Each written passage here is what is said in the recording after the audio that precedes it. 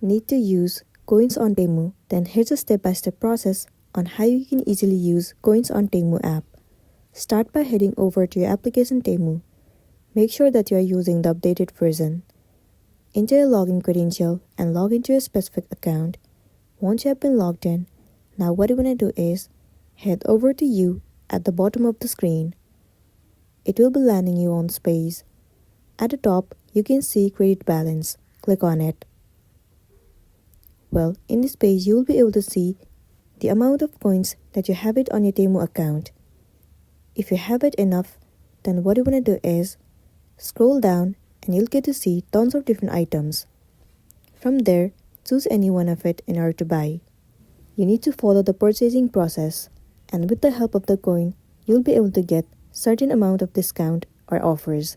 So this way, you will be able to use coins on Temu. If it was helpful, give it a like and check out our next tutorial. Thank you.